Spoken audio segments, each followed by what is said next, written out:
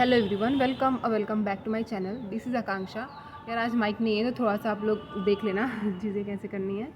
तो ऐसा है कि कल ही मेरिट लिस्ट आई है बीबीएयू की, और उसमें जितने भी बच्चे हैं सबका नाम दिया गया है जितने मार्क्स के हिसाब से। वो और ऐसा है कि बच्चे बहुत ही कंफ्यूज हैं कि मतलब सारे स्टूडेंट्स का सिलेक्शन होगा या कुछ का होगा, और जिसका होगा तो किसका होगा, इसको लेके बहुत ही कंफ्यूज हैं। तो देखो, ये जो मेरिट लिस्ट आई है ये उन बच्चों की आई जिन्होंने रजिस्ट्रेशन किया है अभी तक, मतलब जिन्होंने भी रजिस्ट्रेशन किया है उन सारे स्टूडेंट्स का नाम है ये।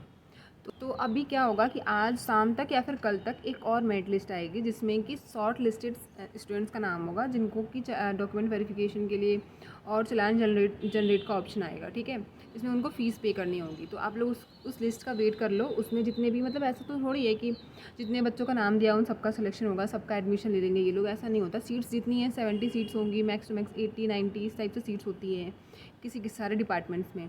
तो उतने ही बच्चों का सिलेक्शन होगा, जिसका भी पूरा रजिस्ट्रेशन में मतलब जितना भी लिस्ट में नाम है सबका सिलेक्शन नहीं होगा, सबका एडमिशन नहीं होगा। तो किसका होगा? अभी जो एक और लिस्ट आएगी उसमें शॉर्ट लिस्टेड स्टूडेंट्स का नाम होगा, जैसे कि जितने भी कैटेगरी वाइज होंगे, general, EWS, OBC, SC ST, सबका कैटेगरी वाइज एक लिस्ट आएगी, उसमें नाम दिया रहेगा आपका उसमें अगर नाम होगा तो आपको फ़ीस पे करने का भी ऑप्शन आएगा, चालान जनरेट का। और आप अपने जितने भी डॉक्यूमेंट्स हैं वो पूरा क्लियर रखो। आपको जैसे ही 1 या 2 दिन का टाइम मिलेगा डॉक्यूमेंट वेरिफिकेशन के लिए, आप वो करा लेना, फिर आपका एडमिशन पूरा अच्छे से हो जाएगा। यार रही बात डॉक्यूमेंट्स की, तो डॉक्यूमेंट्स यार आपके वही जो ज़रूरी डॉक्यूमेंट्स हैं आपके वही लगेंगे। मैं बता देती हूँ एक बार ये क्या क्या डॉक्यूमेंट्स लगेंगे। अगर आप 10th 12th की मार्कशीट आपको लगेगी। अगर आप यूजी करने वाले हो तो यूजी, मतलब यूजी वालों का तो अभी तक रजिस्ट्रेशन हुआ नहीं है, तो पीजी वालों का होगा ना, तो यूजी की आपकी मार्कशीट लगेगी। अगर आप किसी कैटेगरी से आते हो तो कैटेगरी सर्टिफिकेट लगेगा।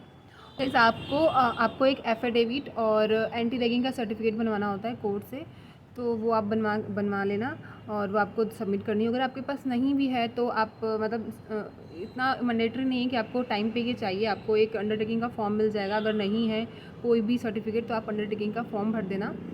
तो आप मतलब कुछ महीने, 1-2 महीने का आपको टाइम दे देते हैं, तो आप आराम से सबमिट कर सकते हो।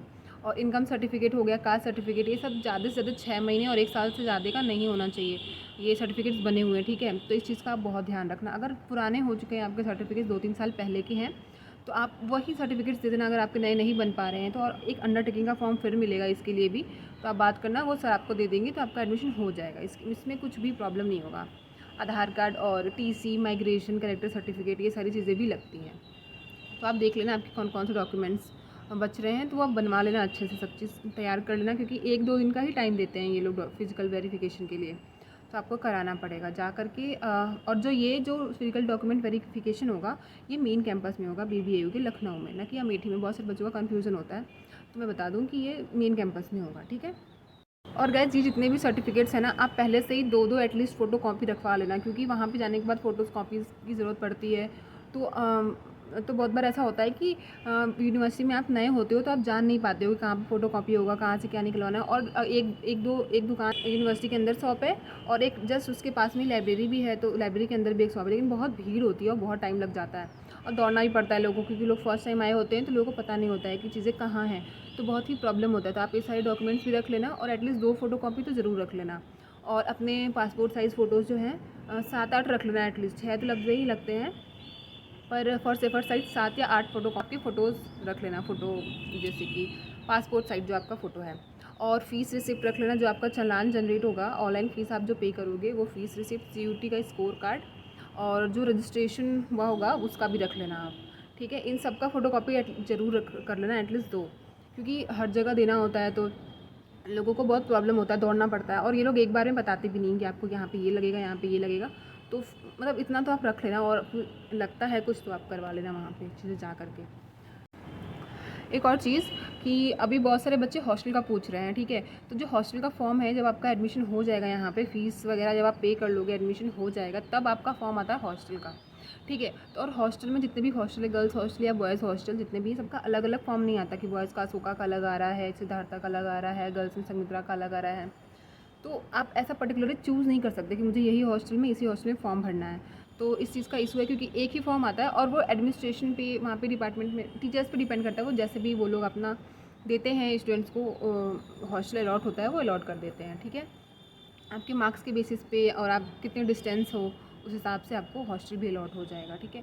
तो आप जब भी फॉर्म आए हॉस्टल का तो आप भर ज़रूर देना, क्योंकि बहुत सारे बच्चे सोच रहे होंगे मेरा तो मार्क्स कम है तो पता नहीं हॉस्टल मिलेगा कि नहीं मिलेगा, बट आप भर देना फॉर सेफर साइड। क्योंकि जब नेक्स्ट ईयर ऐसा होगा कि जब आपके सीनियर्स जो 4th सेमेस्टर वाले होंगे जब वो जाने लगेंगे तो क्या होता है कि हॉस्टल खाली होता है, तो 1-2 सीट्स मतलब कुछ बच्चों को उस टाइम पे भी हॉस्टल अलॉट होता है। तो अगर आपके कुछ मतलब सीट्स हॉस्टल और बन जाएंगे तो अच्छी बात है, आपको हॉस्टल मिल जाएगा, या फिर अगर आपके सीनियर जाते हैं तो आपको तब हॉस्टल मिल जाएगा, ठीक है। तो आप फॉर्म ज़रूर भर देना, ये नहीं कि फ़ॉर्म नहीं भरना। और क्योंकि जो पहले फॉर्म भरे होते हैं उनको प्रायोरिटी भी पहले दी जाती है, क्योंकि सेकंड में भी फॉर्म भरते हैं बहुत सारे बच्चे, सेकंड सेमेस्टर में भी, थर्ड सेमेस्टर में भी।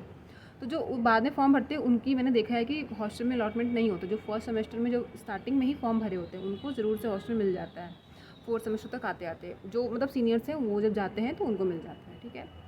और यार यूजी वाले जो स्टूडेंट्स हैं बहुत ही परेशान हैं, क्योंकि उनका अभी तो रिज़ल्ट आया है कल परसों में, कल ही एटलीस्ट मुझे लगता है कल ही रिज़ल्ट आया है। तो आप टेंशन ना लो, आपका 1 हफ्ते के अंदर में आप रजिस्ट्रेशन भी स्टार्ट हो जाएंगे यूनिवर्सिटीज़ के। तो आप भी अपने जितने भी डॉक्यूमेंट्स वगैरह हैं वो आपके पास नहीं है अगर, तो बनवा लो एटलीस्ट, ताकि कुछ प्रॉब्लम ना हो आपको फ्यूचर में इन केस। और क्योंकि अब जैसे ही रिज़ल्ट आ चुका है तो अब रजिस्ट्रेशन होगा 1 हफ्ते के अंदर, और 1 हफ्ते के अंदर ही आपकी वेट लिस्ट वगैरह आने लगेंगी, ठीक है। बेस्ट ऑफ लक अगर आपका होता है तो। और कोई क्वेरीज हो तो आप क्वेश्चन कर देना, मैं कोशिश करूँगी रिप्लाई करने का, या फिर एक सेपरेट वीडियो बना दूँगी, या फिर मैक्सिमम मैं कोशिश करूँगी कि एक आपको रिप्लाई कर दूँ, ठीक है। और अगर कोई प्रॉब्लम हो तो आप लोग मुझसे मेरे इंस्टा पे भी क्वेश्चन करके पूछ सकते हो, मैं रिप्लाई कर दूँगी आप लोग को पर्सनली, ठीक है। मिलते हैं नेक्स्ट वीडियो में, तब तक के लिए बाय।